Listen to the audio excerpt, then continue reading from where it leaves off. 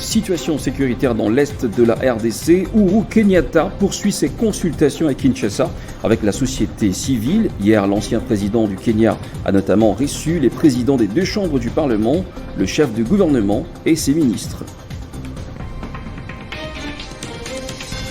Agression rwandaise présente en Égypte pour la COP27. La délégation congolaise a initié une marche hier, lundi. Elle dénonce cette agression qui impacte négativement sur l'environnement et aussi pour porter davantage sa voix sur la cause du climat. Nouveau journal sur Télé 50. Bienvenue à tous. Agression rwandaise, on en parle. L'ancien président Kenya, Uhuru Kenyatta, facilitateur du processus de Nairobi, a débuté ses consultations avec des acteurs politiques congolais. Lundi, il a reçu les présidents des deux chambres du Parlement, le chef du gouvernement et ses ministres, ainsi que différents chefs des missions diplomatiques. Ces consultations vont donc se poursuivre ce mardi. Au fleuve Congo Hotel ce lundi, lieu de consultation pour les facilitateurs désignés par la communauté des États de l'Afrique de l'Est dans le cadre du processus de paix de Nairobi, l'ancien président kenyan Uhuru Kenyatta a conféré avec une panoplie d'acteurs nationaux en vue de la préparation du troisième round de pourparlers de paix.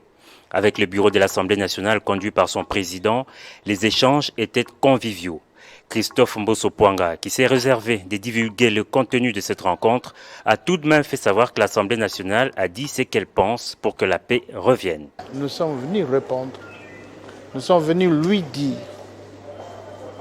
ce que nous pensons pour que la paix revienne d'une manière durable et définitive en République démocratique du Congo. Le Sénat, pour sa part, a fait un plaidoyer pour la mise en œuvre du processus de paix de Luanda et de Nairobi pour parvenir à une paix durable. Nous, au niveau du Sénat, comme vous le savez, nous avons fait preuve de sagesse et nous avons demandé à ce que le processus de Luanda, tout comme celui de Nairobi, soit mis en œuvre. Parce que les feuilles de route qui ont été élaborées à l'issue des rencontres qui ont eu lieu entre les parties indiquent clairement les pistes qui permettent d'arriver à une paix durable.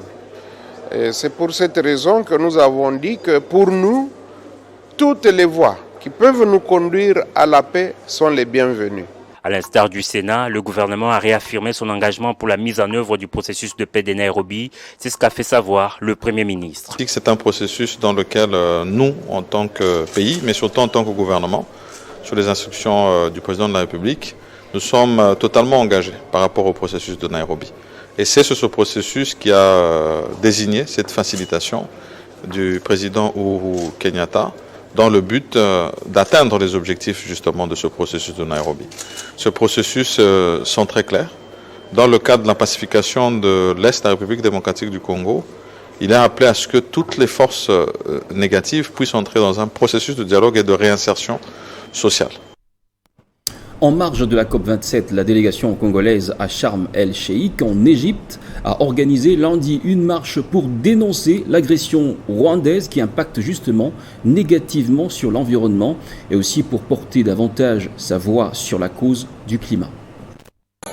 Une semaine après l'ouverture de la COP27, la République démocratique du Congo fait entendre sa voix à travers une marche organisée lundi 14 novembre à Sharm el-Sheikh en Égypte. Cette marche, qui s'est déroulée à travers les différents stands des délégations à ces assises, avait pour but de pousser les pays pollueurs à prendre des engagements concrets en faveur de la RDC qui s'affiche comme pays solution.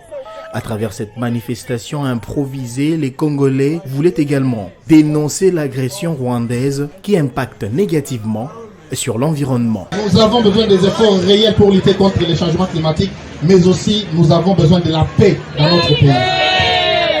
We need efforts to tackle climate change, but we also need peace because without peace, we can't keep our forests standing.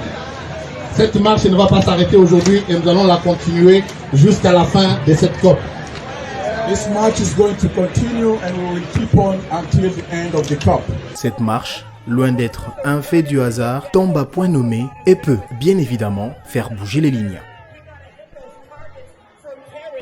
Un peu dans la même perspective, il s'est tenu hier le baptême du livre Le Feu éteint, le Feu Bembe, peuple sauveur de la RDC, dans justement la salle Glandness Montfleury. À travers ce livre, Mlongesha Smith, son auteur, élève les voix des Bembe dans le cadre du soutien aux forces armées de la République démocratique du Congo pour défendre l'intégrité territoriale congolaise. Les explications de Benjamin Moudiata. Le peuple Bembe se veut salvateur de la nation congolaise par sa lutte pour la préservation de l'intérêt général du Congo. Le samedi dernier, c'était le baptême du livre Le Feu éteint le feu, Bembe, peuple sauveur de la RDC, que son auteur, Mlongesha Smith, a eu le plaisir de donner les résumés, préfacés par Yoram Echiba, président de la communauté Bembe de Kinshasa, et Félix Ngoy Walassa, une échantillon efficace du peuple Bembe est déterminé à ajouter leur pierre à l'édifice de la lutte pour défendre la patrie. Pour présenter la quintessence du contenu de ces livres, Mlongesha Smith s'est exprimé. Les Babembe ont aussi contenu les 2 premières agressions. Ils sont venus même défendre le pays au niveau national à Kinshasa et dans le Bas-Congo. Donc ils se sont maintenus. Quand je parle de Babembe, je donne un échantillon du peuple congolais. Que le peuple congolais suive ce qu'a fait le Babembe. Comme ça, unis, nous allons gagner la guerre nous a imposée injustement. Signalons que Le Feu éteint le feu est un nouveau-né dans la littérature congolaise, destiné à non seulement instruire les patriotismes, mais à montrer de manière claire combien le peuple Bembe s'applique pour l'intérêt général de la RDC. Agression rwandaise, on en parle encore. Le mouvement de réveil de la jeunesse congolaise a à son tour sensibilisé quelques églises de la capitale à la mobilisation derrière les forces armées de défense de la RDC telles que lancées par le chef de l'État Félix Antoine Tshisekedi. C'est justement à travers l'opération dénommée Sauvons le Congo épisode 2 que le MRJCO attend atteindre son objectif. On écoute Patrick Ekouchou, secrétaire général de ce mouvement. Leurs éminences, serviteurs des dieux, l'heure est grave, car notre pays est sous domination et encore une fois agressé dans sa partie est par le Rwanda qui est appuyé en complicité avec certaines puissances occidentales. À cette fin, aucun compatriote averti ne peut rester indifférent pour tomber sous le joug de l'agresseur en plein XXIe siècle où la liberté est garantie par tous les instruments nationaux, régionaux et internationaux. Le mouvement de réveil de la jeunesse congolaise a senti les dangers qui pèsent sur notre souveraineté nationale. Il a réfléchi et il a initié ce mouvement dénommé « Sauvons le Congo » deuxième épisode et qui aujourd'hui sera présenté officiellement par le vice-présidente nationale, Madame Karine Ilunga, justement afin d'obtenir votre adhésion massive dans le seul but de défendre notre territoire. L'invitation vous lancez ce jour et à laquelle vous avez répondu massivement de lui emboîter le pas en sensibilisant les jeunes filles et garçons à déverser dans le rang de nos services de défense et sécurité pour bouter l'agresseur qui est le Rwanda. Dans un autre volet pendant ce temps, une cinquantaine de personnes vivant avec handicap de 24 communes de la ville-province de Kinshasa, de connivence avec ceux de 25 autres provinces représentées, ont observé un sit-in ce mardi 15 à Kinshasa devant le ministère de ZITPR pour chuter devant le Palais de la Nation où ils ont procédé à la lecture de leur mémorandum. Dans ce document, ces personnes vivant avec handicap justement ont dénoncé la marginalisation dont elles sont victimes et demandent au président de la République d'instruire tous les services étatiques et le gouvernement pour la reconnaissance du cadre ainsi que les structures adoptées il y a quelques mois par les experts du secteur. Et puis toutes les couches sociales du Haut-Katanga seront dans les rues de Lubumbashi ce jeudi 17 novembre 2022 afin de faire un front commun contre l'agression rwandaise dans la partie est de la RDC. Cet appel à la mobilisation générale a été lancé par le gouverneur de la province du Haut-Katanga, Jacques Kabula Katwe, qui était justement accompagné par son vice-gouverneur Jean-Claude Confoy Kimimba. C'était à l'issue d'un échange qu'il a eu hier, lundi 14 novembre, avec le président de l'Assemblée provinciale du Haut-Katanga. Oui, il a toujours été de coutume que l'exécutif se consulte avec le bureau de l'Assemblée provinciale. Aujourd'hui, nous avons traité d'un sujet assez spécial. Il s'agit de mobiliser la population louchoise et haut-katangaise en général pour la journée de jeudi, pour une marche de soutien. Pourquoi nous devons marcher? C'est pour soutenir premièrement les FARDC qui sont au front actuellement, deuxièmement pour soutenir le chef de l'État. La République démocratique du Congo est agressée. Aujourd'hui, le mouvement M23 soutenu par les pays voisins.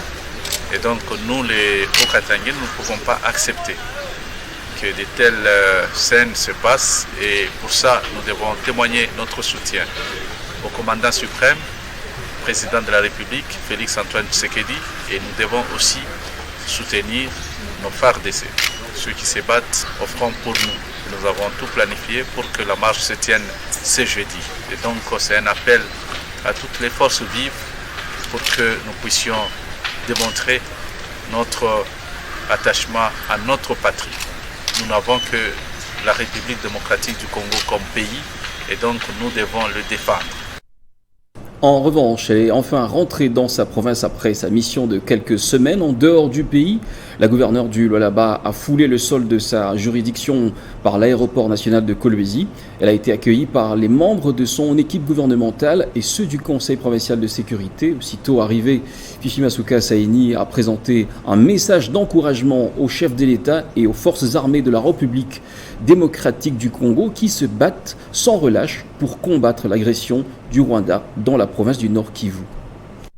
C'est avec sourire, signe incontesté d'une joie immense de retrouver ses administrés que la gouverneure du Lualaba a regagné sa juridiction dans la matinée de lundi 14 novembre 2022 par l'aéroport national de Kolwezi. Cela après une mission d'intenses activités à Bruxelles et aux États-Unis d'Amérique pour booster le développement du Lualaba sur recommandation du chef de l'État Félix Antoine Tshisekedi Tshilombo. Membres du gouvernement provincial, membres de son cabinet et ceux du Conseil provincial de sécurité ont fait le déplacement de l'aéroport afin de réserver un accueil délirant à la chef de l'exécutif provincial. Se confiant à la presse, Marie-Thérèse Masuka Saini a fait savoir que sa mission a consisté à faire le marketing politique de la province du Lualaba en vantant les potentialités inédites que regorge la RDC. Il était aussi question pour elle de palper les différentes stratégies mises en œuvre pour développer tous les secteurs de la vie au Lualaba.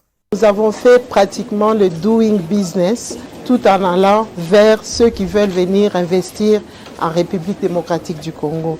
Nous avons beaucoup de besoins et ces besoins nécessitent d'autres expériences que nous n'avons pas. Voilà, c'est ce que nous avons voulu faire, aller vers les autres, leur dire que nous avons des besoins, ils ont aussi des besoins et c'est ce qui constitue pratiquement l'économie ou le commerce interpays. Touché par l'agression dont est victime notre pays dans la province du Nord Kivu, Marie-Thérèse Masuka Saini a réitéré son indéfectible soutien aux forces armées de la RDC avant d'inviter les jeunes de sa province à répondre massivement à l'appel du président Tshisekedi afin de rejoindre l'armée pour mettre fin à cette guerre imposée par le Rwanda. Nous demandons à notre Dieu d'accompagner nos forces armées pour qu'ils puissent vaincre l'ennemi.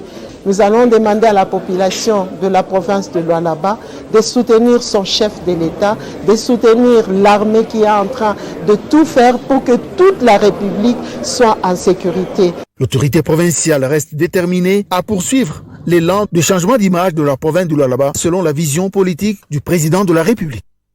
Ici est de souligner qu'au Royaume de Belgique, où elle avait posé ses valises, l'autorité provinciale de la province de Lualaba avait déployé une série de contacts avec des investisseurs pour booster l'élan de développement enclenché par son gouvernement selon la volonté politique de l'autorité suprême de la RDC. Et puis dans une entrevue accordée à la radio-télévision nationale congolaise, RTNC, le coordonnateur de la cellule de communication du gouvernement provincial du Lualaba a transmis le message de condoléances de la gouverneure de province, Madame Fifi Masuka Saini, à la presse congolaise ainsi qu'à la famille biologique du feu, professeur Tarsis Kasongo Mumayamba Yamba, qui a tiré sa révérence samedi 12 novembre 2022 à Kinshasa.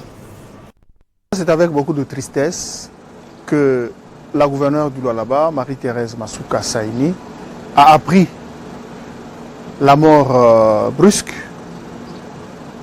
la mort d'un notable Katangais, en la personne de Tarsis Kasongo Yamba Yamba, ancien porte-parole du chef de l'État, Félix-Antoine Tshisekedi Tshilombo, et ancien président du conseil d'administration de l'agence congolaise de presse, ce samedi 12 novembre 2022. Cette nouvelle est tombée comme un coup de foudre dans les oreilles de l'autorité provinciale du Lualaba. Kasongo Yamba Yamba, c'était vraiment un journaliste émérite. C'était un journaliste talentueux qui a vendu positivement l'image du chef de l'État, l'image de la République, au nom de l'ensemble du peuple lualabais. Elle saisit cette occasion pour présenter ses condoléances les plus attristées à la famille biologique de Kasongo Yamba Yamba. Elle présente aussi ses condoléances les plus attristées à toute la famille communicationnelle de la RDC. Kasongo c'était une valeur médiatique qui sera difficilement remplaçable. La gouverneure du Lualaba présente spécialement ses condoléances les plus attristées à la veuve de Kasongo Yamba Yamba, Madame Hubertine Mbungu Mwema, qui est très affectée plus que nous tous, que l'Éternel Dieu, le vrai consolateur, accorde sa consolation à cette brave dame. Dans l'actualité également, 15 novembre, journée mondiale des écrivains en prison. Cette date marque un signe de solidarité et de soutien envers les écrivains victimes de l'intolérance, les harcèlements et la dictature au sein de leur profession. Les PEN, poètes, essayistes, romanciers internationaux, s'engagent justement à défendre la libre circulation des idées entre toutes les nations, à promouvoir une littérature sans frontières et à s'opposer à toute restriction de la liberté d'expression. Et puis en culture maintenant, le chanteur congolais Ferregola a animé hier lundi une conférence de presse à Kinshasa. Au menu de cet échange avec les chevaliers de la plume et du micro, le contour de l'annulation par le bureau de l'Assemblée, du rapporteur de l'Assemblée nationale, de sa production prévue le samedi 19 novembre prochain sur l'esplanade du Palais du Peuple. Cette conférence de presse n'avait que point de mire des éclaircissements sur l'annulation de sa deuxième production à Kinshasa après ses démêlés avec la justice française il y a quelques mois dans l'Hexagone. Assisté par ses collaborateurs, Ferregola a présenté les documents témoignant la demande d'autorisation pour un concert de soutien au FARDC faite auprès du président de la Chambre basse du Parlement en date du 18 octobre 2022 d'une part, et d'autre part l'autorisation lui accordée par le directeur de cabinet sur instruction du président de l'Assemblée nationale le 25 octobre dernier. Il m'a affirmé et confirmé que la lettre qui circule sur le communiqué qui circule sur les réseaux sociaux, sur la toile, le communiqué est authentique. Donc, directeur et cabinet et président Mbosso a confirmé que Mukanda a communiqué émanant ya bureau et rapporteur et assemblée nationale où les abonnés na internet et ça solo. Loin d'engager une polémique sur le sujet, Ferregola s'incline face à la décision de l'annulation en faveur de l'organisation des obsèques de Georges Kiamwangana Mateta d'Iverkis.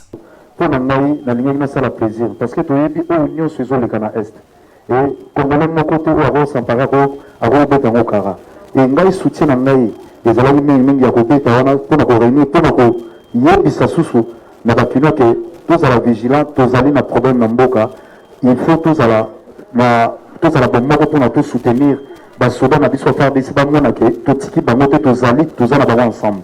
Une cote lunaire, cependant, c'est le report à une date ultérieure de la cérémonie funéraire de cette icône de la musique congolaise décédée le 13 octobre dernier, a annoncé dimanche dernier à la RTNC Félix Wazekwa, président du comité d'organisation des dites obsèques, évoquant le non-déboursement par le gouvernement des fonds devant servir à cette tâche. Ainsi donc, pour ce 19 novembre 2022, pas de concert ni d'obsèques. En sport maintenant, un seul titre, les Léopards A' s'envolent ce mardi pour Istanbul où ils seront en stage du 15 au 21 novembre 2022 en prévision justement du CHAN 2022. Durant cette préparation, les Fauves congolais n'auront droit qu'à un seul match amical contre la Libye puisque la fédération gambienne avait annulé son match amical contre la RDC après avoir appris que les Scorpions devraient affronter l'équipe B en lieu et place de l'équipe A. Christian Boukaya. Ce sera peut-être le dernier stage pour les Léopards A' avant de s'envoler pour Algérie au mois de janvier où ils prendront part à ces championnats d'Afrique des Nations. Aller chercher une troisième couronne, c'est la mission principale des Fauves. Pour y arriver, Otis Ngoma et son staff technique devront construire une équipe homogène et surtout compétitive. Voilà la raison du stage d'Istanbul, bien qu'il n'ait fait pas l'unanimité.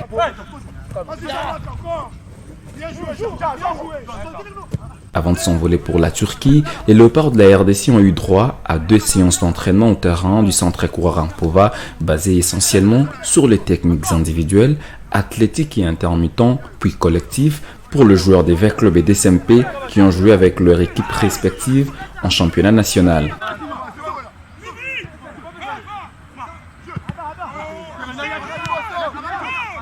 Logés dans les groupes B, les Léopards débuteront la compétition le 14 janvier face au Crâne de l'Ouganda, avant d'aller à l'assaut des éléphants le 18 janvier et finir avec les Lions de la Teranga le 22 du même mois.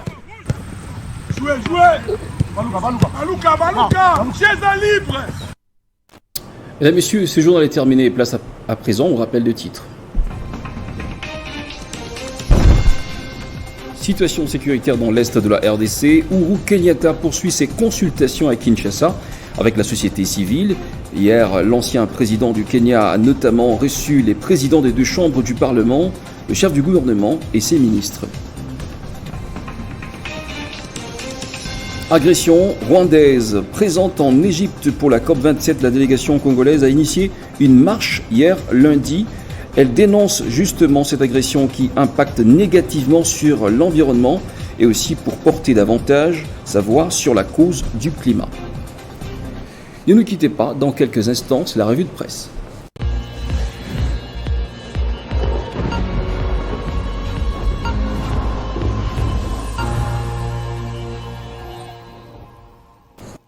La revue de presse de ce mardi sera donc commentée par Christophe Ochokoum qui nous rejoint sur ce plateau de l'autre côté. Bienvenue Christopher. Merci de me recevoir Jean-Paul une nouvelle fois. Alors pour commenter votre revue de presse aujourd'hui, une question qui mérite d'être posée. À la une de la presse, un succès est-il possible avec les consultations actuelles d'Uhuru Kenyatta dans le pays ? Oui, vous l'avez suivi même dans votre journal pour Bahati Lukwebo. Toutes les voies sont bonnes pour aboutir à la paix. Pour Christophe Mbosso, c'est vrai qu'il ne faudrait pas négocier avec des rebelles, mais quand il faudrait le faire, il faudrait poser des conditions claires. L'annonce d'aujourd'hui, nous allons commencer par Africa News qui a cité ce 3e round de dialogue qui aura lieu le 21 novembre à Nairobi, une nouvelle fois. Une annonce qui intervient alors que les combats entre les rebelles du M23 et les forces armées congolaises se poursuivent, mais la diplomatie joue toujours sa partition, malgré le bruit des armes. Les facilitateurs pour la paix dans l'Est de la RDC, pour la communauté d'Afrique de l'Est, l'ancien président kenyan que vous avez cité tout à l'heure, ainsi que le président burundais Evariste Ndayishimiye, C'était arrivé à Kinshasa depuis dimanche pour une visite de 2 jours. En audio sur VOA.fr, l'ex-président kenyan Uhuru Kenyatta, facilitateur de la communauté des États de l'Afrique de l'Est pour la paix en RDC, comme je l'ai dit tout à l'heure, a appelé les groupes armés à déposer les armes. Les étrangers doivent comprendre que la RDC n'est pas un champ de bataille pour des problèmes qui ne les concernent absolument pas, a-t-il insisté avant de s'envoler pour Goma, d'après des sources de la présidence de la République. Information confirmée par Actualité.cd qui rappelle que l'essentiel de son temps de lundi a été passé au Fleuve Congo Hôtel où il a consulté une quarantaine des représentants des communautés des provinces du Nord, Sud, Kivu, mais aussi ceux de l'Ituri. Mon mandat n'est pas de venir dicter des solutions aux Congolais, mais plutôt des facilités des pourparlers entre eux, avait déclaré Uhuru Kenyatta au cours de la conférence de presse sanctionnant la fin de son séjour quinois. Terminant cette revue de presse avec cet article du journal Le Soir en Belgique qui reprend un communiqué du collectif des mouvements citoyens congolais dans la Lucha. L'interrogation: à quand la fin du cirque entre la RDC et le Rwanda? Cela va faire près de 150 jours, Jean-Paul, que le poste frontalier de Bunagana est occupé, contrôlé, exploité par le Rwanda à travers le groupe dit M23. Le 29 octobre dernier, ce sont des villes de Rutshuru et de Kiwanja ainsi que d'autres localités qui sont tombées. Et chaque jour un peu plus, des territoires congolais sont grignotés par cette rébellion clairement soutenue et équipée par les autorités rwandaises. Le silence presque coupable de la communauté internationale et de l'Union africaine, y compris les 5 membres permanents du Conseil de sécurité, a condamné l'implication directe de Kagame Paul et de son armée dans le soutien aux différentes rébellions depuis plus de 20 ans, a fait du Kivu une zone de non-droit où règne la violence, le pillage des ressources qui sont essentielles au progrès technologique et économique de l'humanité. Vous êtes sans ignorer en ce moment, nous refusons d'être le sacrifice du conflit de leadership entre les États-Unis, ses alliés, et la Chine, la Russie, comme bien d'autres, dans leur volonté de contrôler les sources de matières stratégiques telles que le coltan, parce que peut-être le vrai problème, Jean-Paul, c'est celui-là. Merci infiniment Christopher de nous avoir présenté cette revue de presse. Mais c'est moi qui vous remercie, Jean-Paul. D'accord. Mesdames, Messieurs, à vous, nous vous remercions au nom de toute la grande équipe de la rédaction. Restez sur Télé 50, le programme se poursuit.